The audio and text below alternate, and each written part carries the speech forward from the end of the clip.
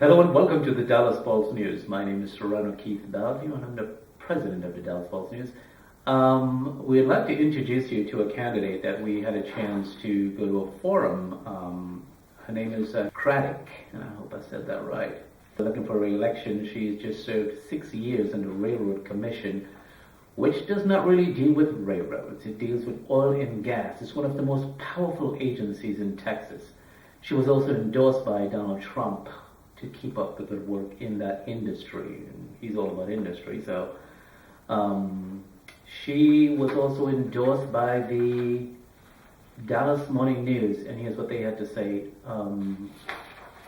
Dallas Morning News said, Craddick's background in the industry and her smarts about the complex rules and regulations that govern it make her our choice over Dayton's Historic Preservation Officer, Roman McAllen.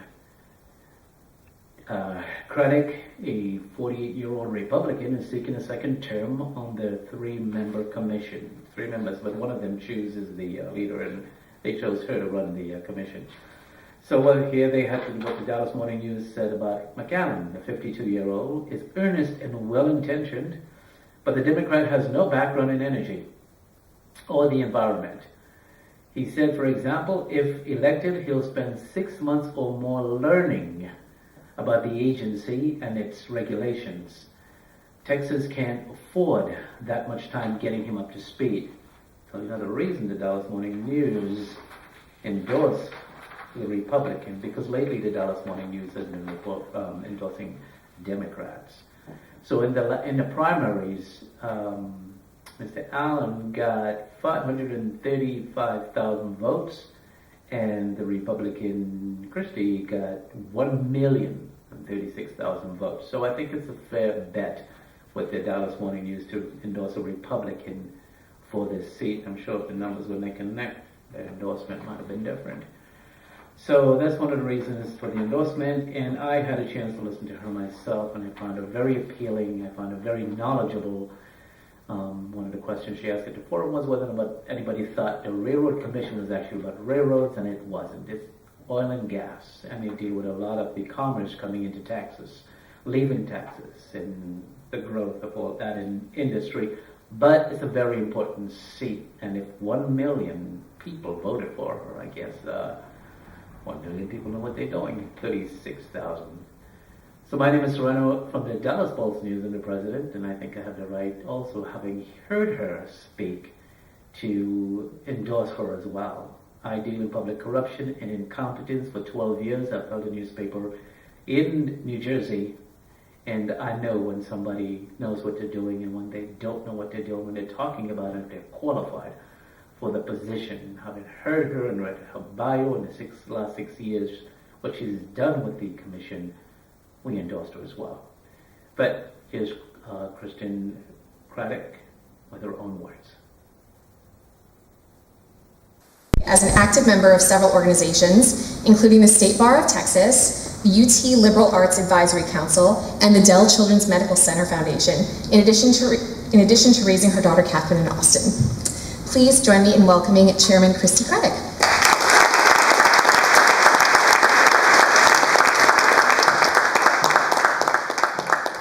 Okay, so some of us are shorter, so hang on a second. Thank you, Sarah, and thank you all for showing up. And Sarah, thanks for all your work. You're doing a great job. So, and thanks for the rain. I almost didn't get here today. We kind of had some bouncing, and some of you may or may not know they closed the airports for a while, so it was a bit of a challenge. So I'm glad to be here, and thank y'all for letting me go first, because I'm going to go home so I can go to Houston more. What an interesting time. Who all showed up and thought the Railroad Commission, I was going to talk about railroads tonight. Please, oh, see, I'm going to educate you just a little bit, and then I'm going to tell you that that's not what we do. I will tell you, I think I work for and represent the most important industry and the most important agency that we have in the state. Because the Railroad Commission, despite its funny name, doesn't do railroads. It does oil and gas in the state. And I've been there since 2012. It's an interesting time. So when I got to the Railroad Commission, the price of oil was $100 a barrel. It's been as low as $27 a barrel, and today it's about $74, $75. I didn't look before I walked in the door. What a big up and down change we've had, and what an amazing place to be. So I tell you today, I'm at the most important agency in the state. That's a pretty big statement, right? Why? Because today the state of Texas is producing a fourth of the country's oil, of natural gas, so I'm going to do it right. Fourth of the country's natural gas, a third of the country's oil. Today it's 29% of the state's economy is related to energy, oil, and gas. Think about that, 29% of the state's economy. What's that mean? That's about $30 million a day is coming into the state because of the oil and gas industry. It's a lot of money. Not chump change, it's a lot of money. So 29% of the state's economy, $30 million, and you're still going to be going, oh, I don't care. Well, so let me tell you what all we do. Oil and gas regulation, what does that mean? It means if you're going to drill an oil well in the state, you've got to come get a permit from the Railroad Commission. We've issued and have, well, this state has drilled over 1.5 million wells in the history of the state. Last month we issued about 1,000 drilling permits. In 2013-14 we issued 25,000 drilling permits in the state. It's a lot of drilling permits. We aren't issuing that many. Why? Because partly we've had a downturn and two, technology's changed and we don't have to issue as many. I'll come back to that in a minute. The other thing we do that I think is really important is pipeline safety inspections. So we have 450,000 miles of pipe in this state. That's interstate, intrastate, and gathering lines, meaning the little pipes that go from the oil well to the bigger pipe. 450,000 miles. That makes us the biggest pipe state by a sixth. And I'm going to get to why the Railroad Commission is the most important. We also do gas utility rates. So a lot of y'all have Atmos in this part of the state. Your rates, how much you pay, comes through the Railroad Commission. So if you don't like what you pay, you get to call and yell at us. And that's okay too. We want you involved. We also do surface mining. Who all knows we have coal mines in the state? Oh, you should. Because it's 30% of your electricity grid on any particular day is coming from coal. So we do strip mining in the state, not that get deep underground, we strip mine. And so if you get a coal mine permit in the state, you have to come to the Railroad Commission and then we make you remediate that mine so it looks like beautiful farmland by the time it's finished. For the first time ever, about 3 weeks ago when we had our last conference, we issued our first final permit for a coal mine that had done its whole life, which had been in use for about 40 years in the state, and it just finished remediation.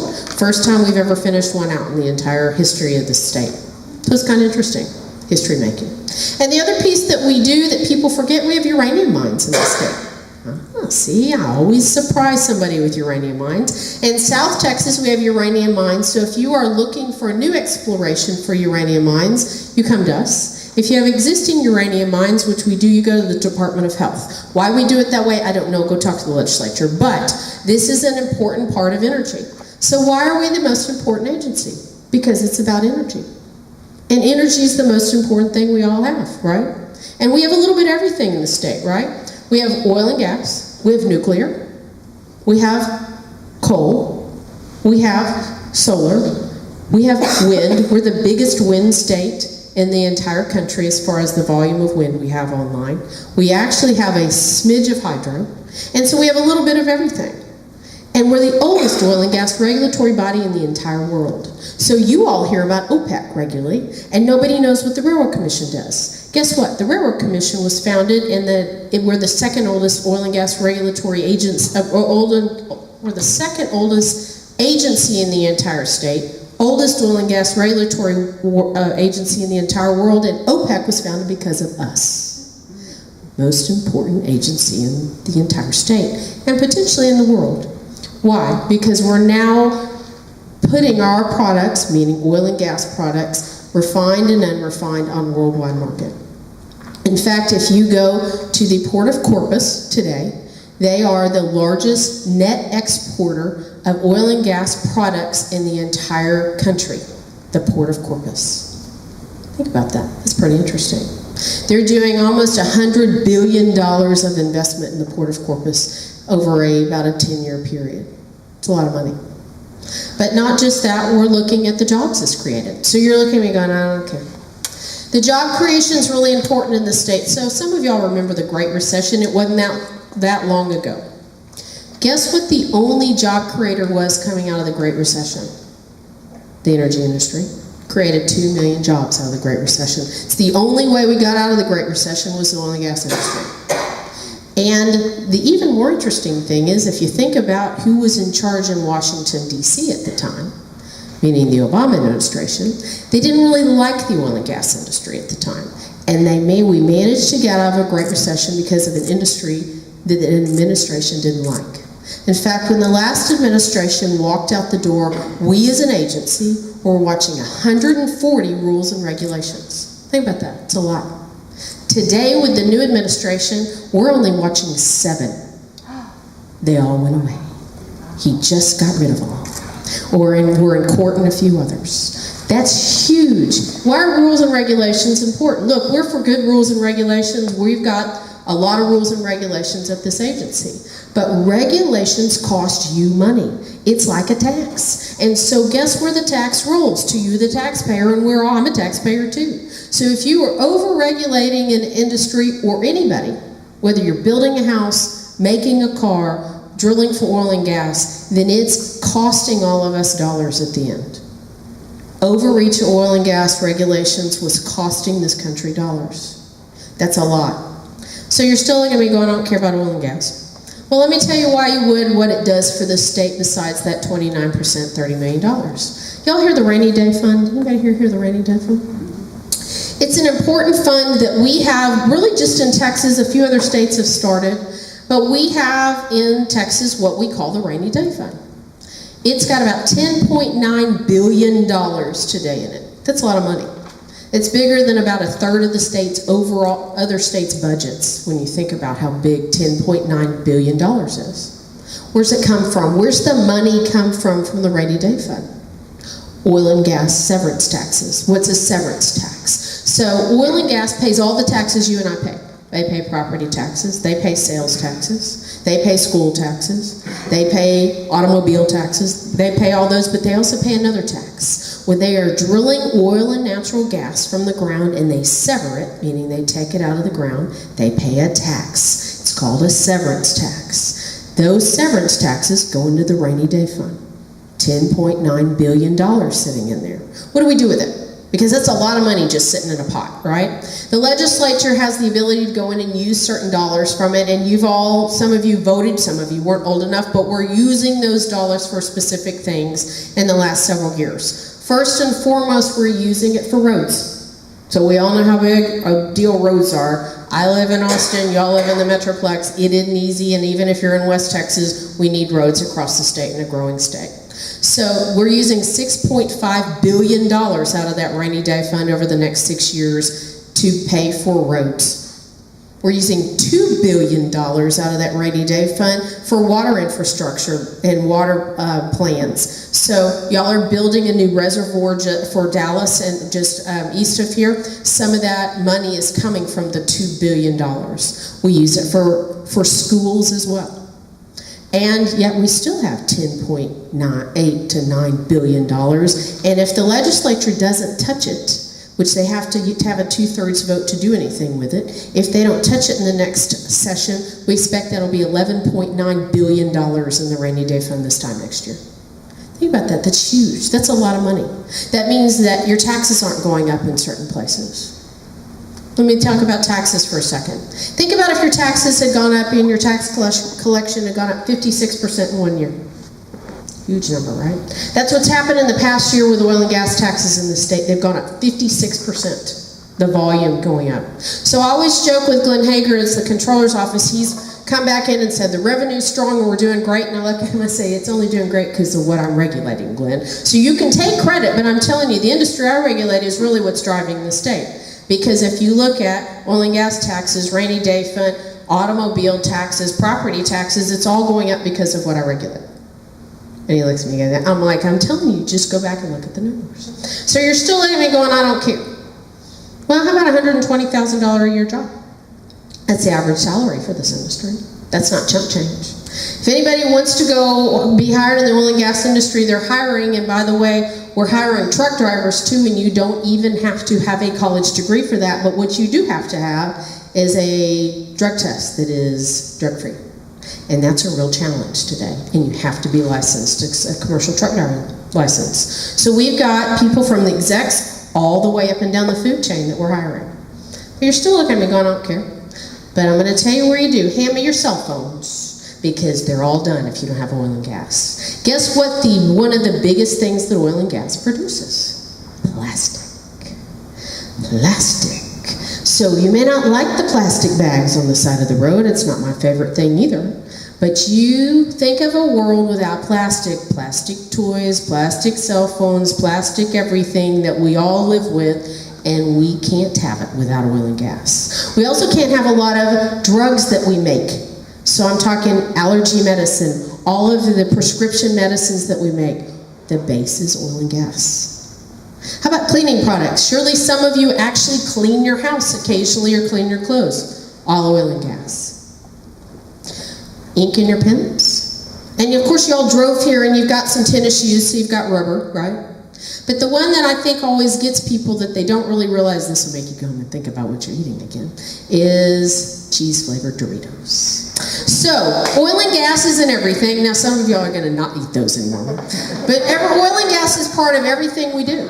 Everything that we do is part of oil and gas. So for people who are in a generation who think that wind is important, it is. Solar is important, it is. But let me tell you that 50 years down the road, and these are projections from anybody you want to look at, 50 years down the road on a worldwide market, over 50% of what we're using for energy is oil and gas and coal. Still. Wind can't ever catch up. And think about being solar powered on a day like today. We don't have battery storage. It's great. The concept's great, but we're not there. Tesla's not going to get us there fast enough. We need to have oil and gas, and we've got it. So what a great thing that we are as a state helping this country be competitive. You want to know why OPEC doesn't like us? 700,000 barrels a day less is coming into this country because of OPEC. Not liking us and us drilling our own. 700,000 barrels a day less, and we're shipping 1 million barrels plus out of this country a day. Think about the turn in what we've seen in our lifetime. That's huge.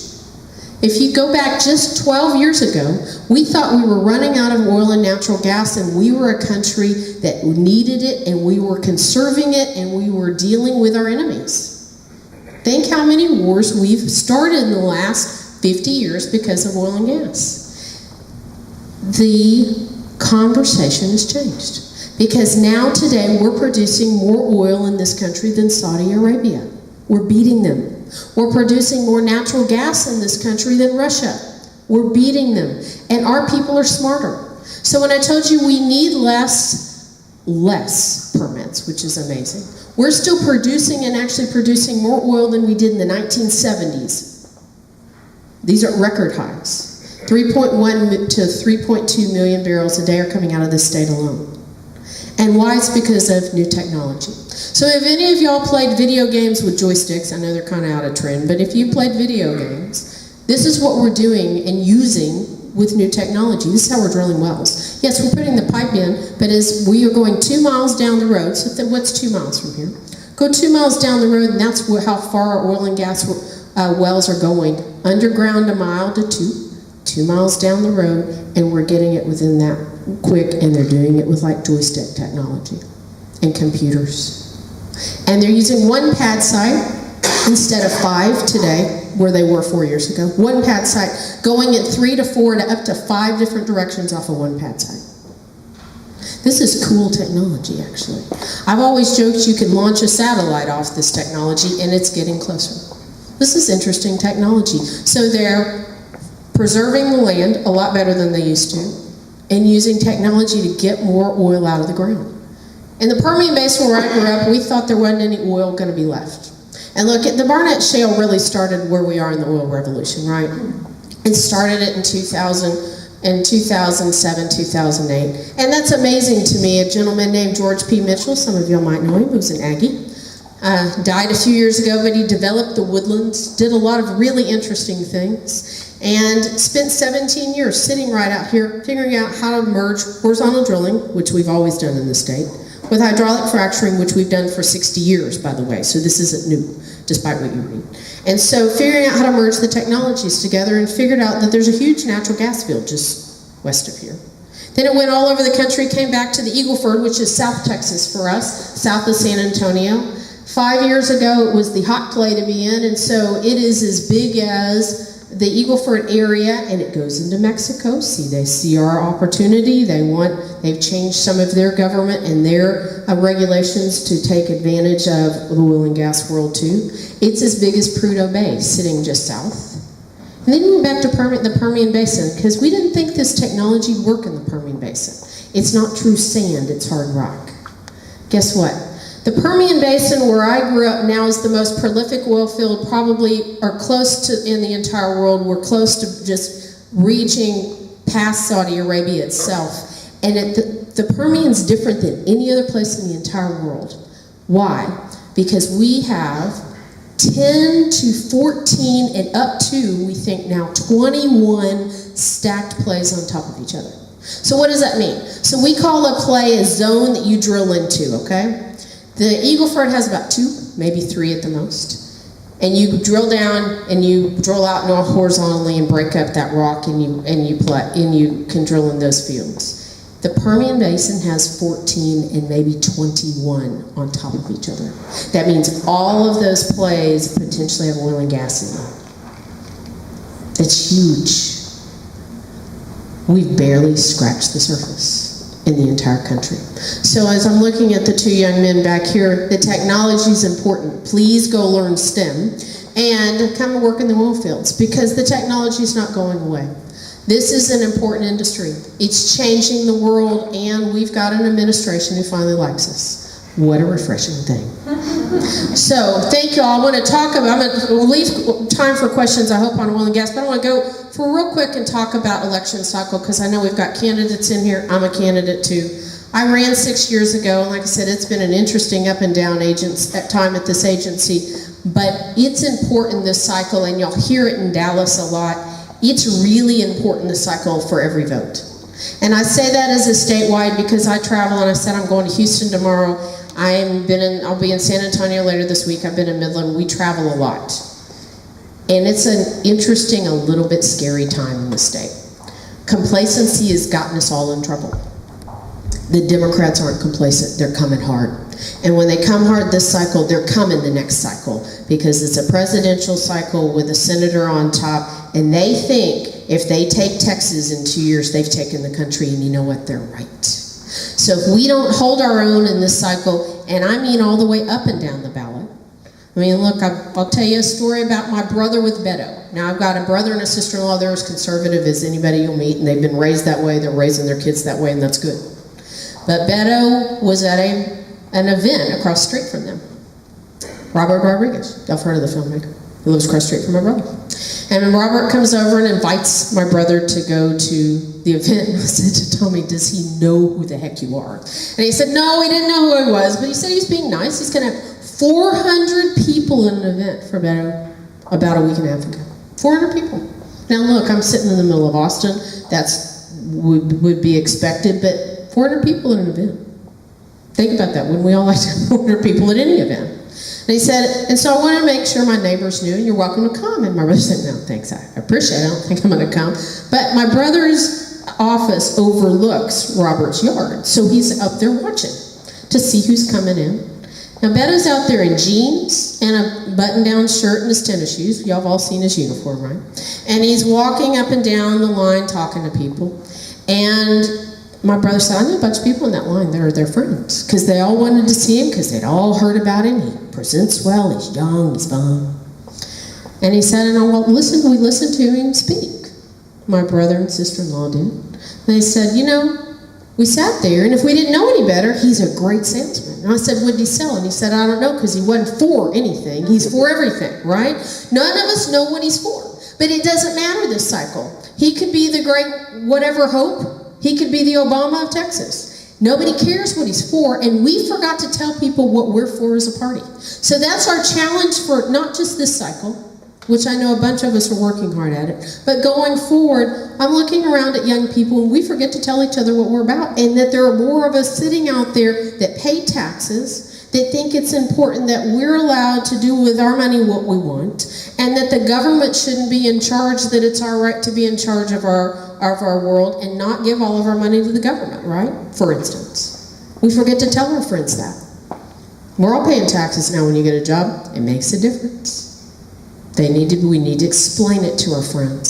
So that, I think, is our long-term challenge for this party. To make sure, A, we get our people out to vote. That's a huge big deal, because complacency has been our big problem. And when everybody's pocketbook's happy, nobody really wants to get out and vote because they think everything's fine.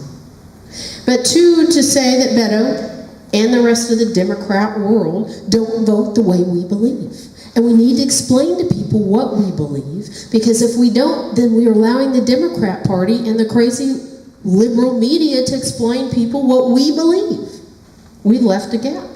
And that's our long-term challenge, not just today, but going forward. So go be a little uncomfortable with your friends. It's not all that fun some days. It's kind of, we're nice Southern people. We don't talk about religion or politics, but it's time, because they do.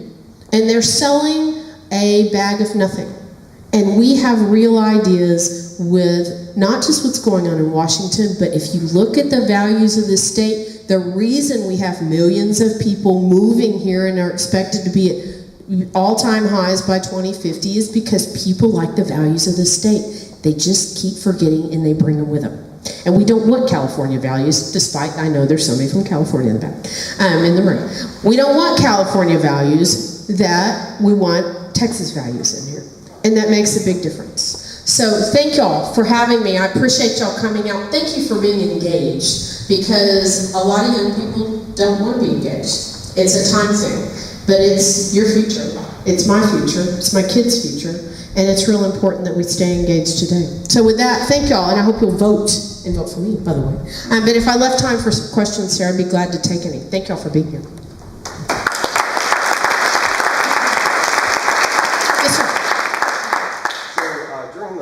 Decline.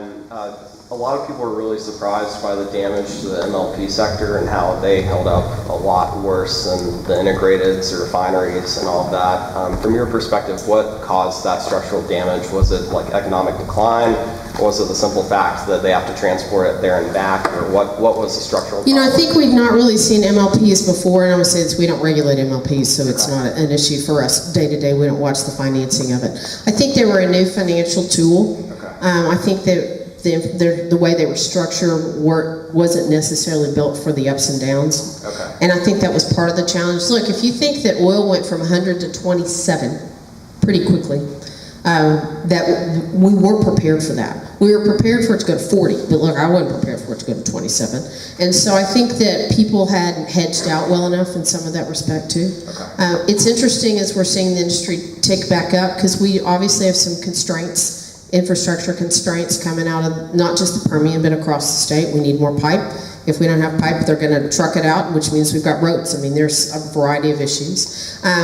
People weren't quite prepared for the uptick this fast either. So it'd be nice if we could just find a nice steady, whatever, $65, $70, and it'd be perfect, but that's not the way this industry works. Yeah, it was just pretty amazing that the economic activity is up now and the distribution still hasn't recovered. It hasn't. And look, I will say this, we're watching, because we're doing permitting anyway on a regular basis of what's happening, particularly in Permian, but we're seeing an uptick in the Eagle Ford as well.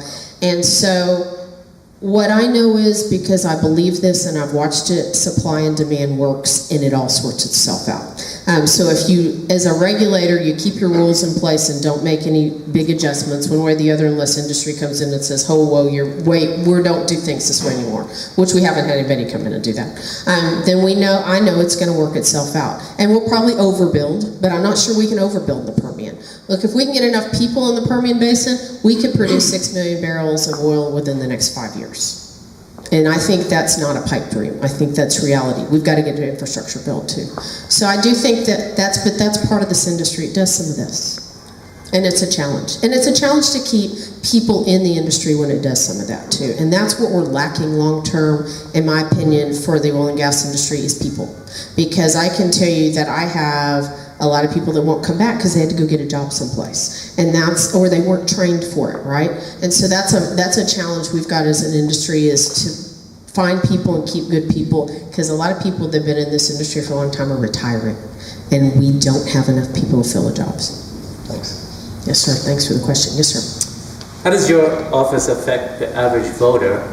Why is it important for them to go out and vote for you? So the average voter, I tell why it affects you, because I think oil and gas is that important to the state. And I think Texas needs to continue to lead in this state.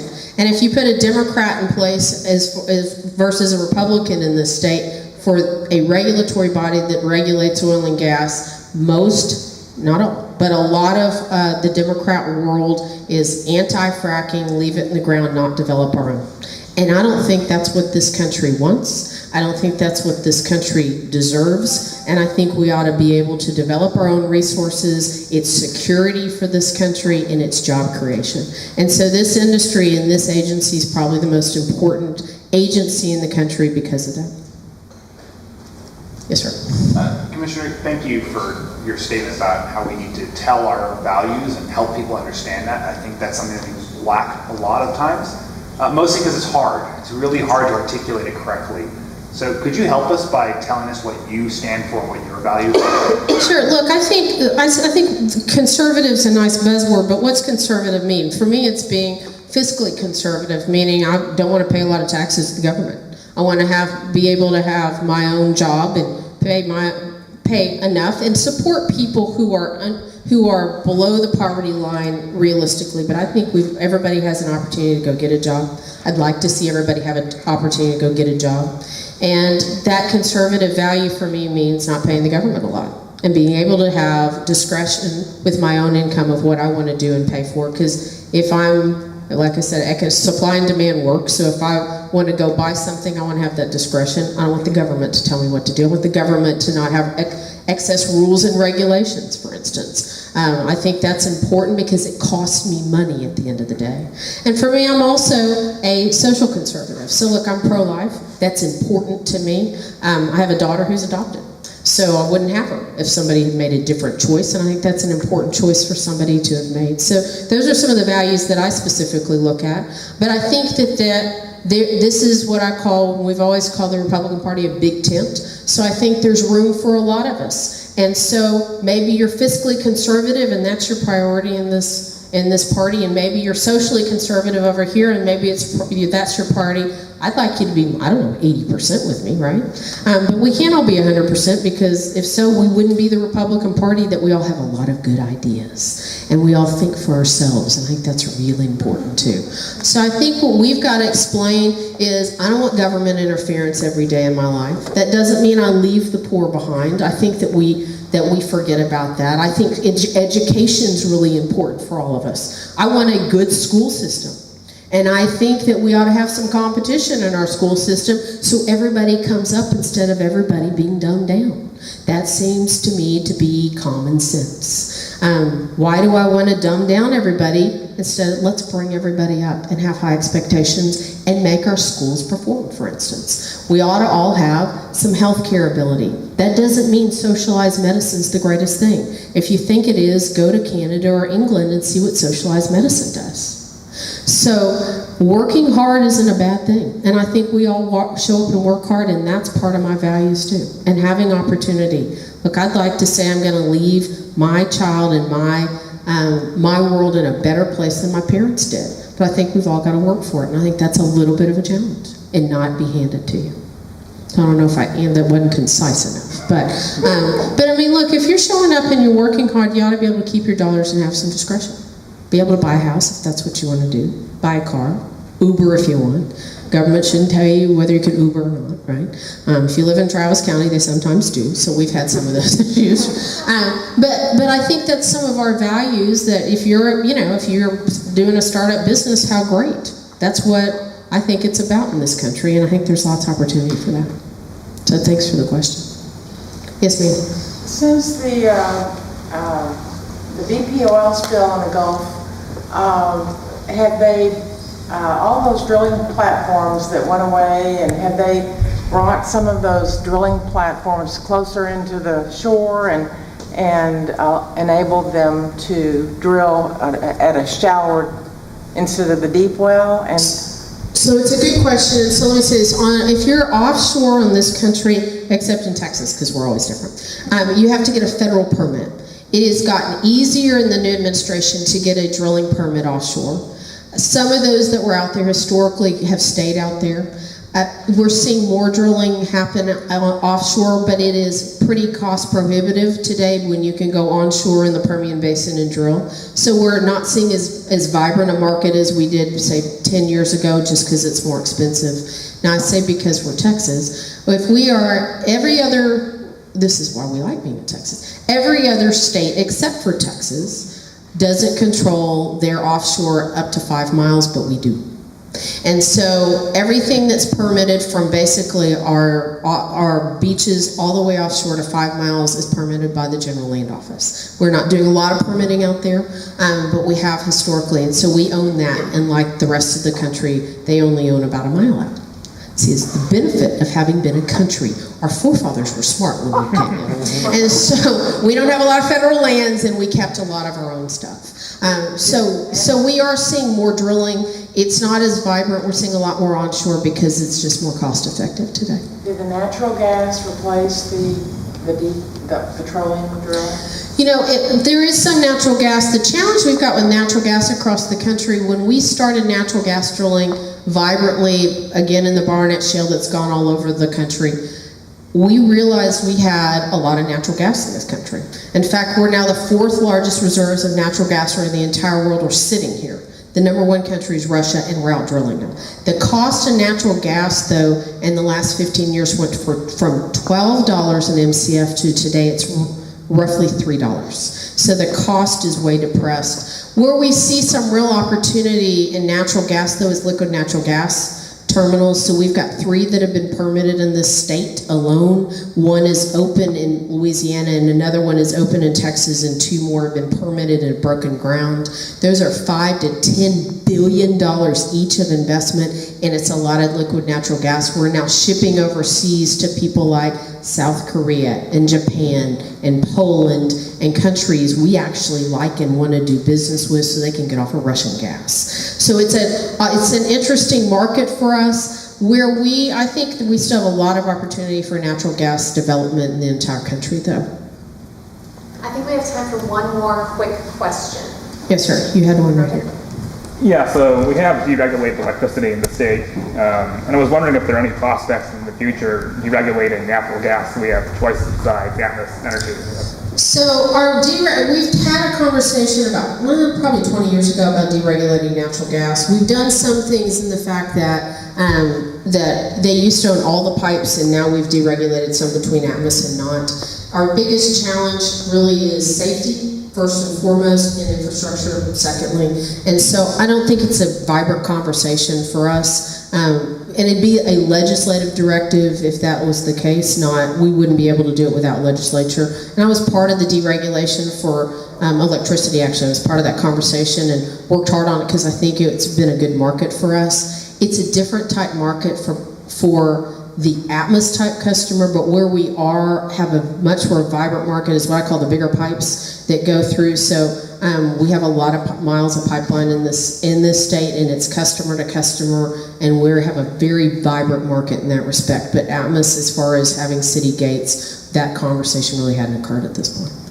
Thank y'all for having me. I appreciate it. Thank y'all for the vote.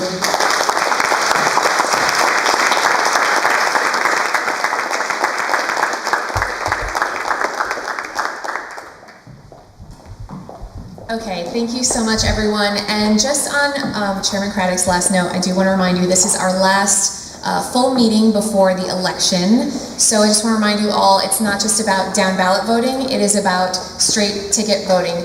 Check the box at the top for Republican, let the system do the rest, vote straight ticket. This is our last time that we'll be able to do that here, so we want to take advantage of it. If you have friends that aren't sure, honestly, the Republican they don't know is still better than the other option. So thank you so much for coming. We can have one more hand for Chairman Craddick. And if the candidates want to come up and say hello, they can. I think I know everyone anyway. Hi everyone, my name is JJ Koch. I'm running for Dallas County Commissioner Court District 2. Recently was buoyed by the fact that the Dallas Morning News endorsed me, and I'm very happy that, I guess it was you that, acts as the Facebook master, was forwarded on to the rest of the Republicans. So hopefully I can have your support. If you need to get in touch with me, or you need someone else to get in touch with me because they just want to contact me, please reach out. I love talking to anyone and answering their questions. So thanks so much. Wait a second, why are you running?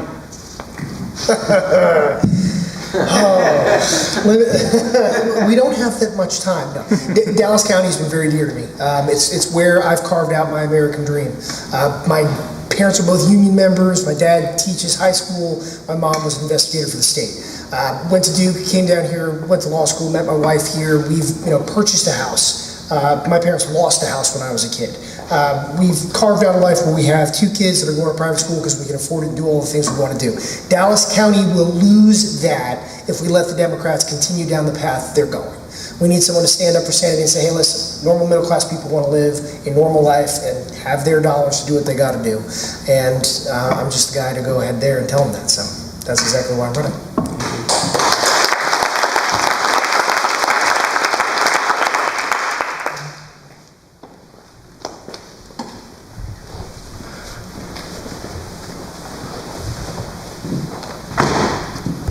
Just want to thank everybody for coming tonight. I'm Meek, and I'm running for Dallas County Sheriff. So for me, for what I'm doing here is I want to make Dallas County safer. I want to be the chief law enforcement agency for Dallas County. Want to have our office more involved in what's going on inside the city and inside the county as a whole. And to be quite honest, whenever things happen inside Dallas County, if the cities can't handle it, it's our job to step up, which we should be doing, and our office has not been involved in that in several years. That's what I want to change. I want to be a part of the neighborhoods. I want to try to make our streets safer by the presence of our office. And for me, that's what it's all about. I did not get the endorsement of the Dallas Morning News, which was good for me, but they gave me the best compliment I could have ever asked for. They said I had a servant's heart, and that's what I want to be. That's all my countenance is being a servant. Law enforcement is another branch of service, and that's just who I am. Ministry was my life before law enforcement, and law enforcement is now another ministry. So I'm Meek. I'm running for Dallas County Sheriff. Thank you for your time.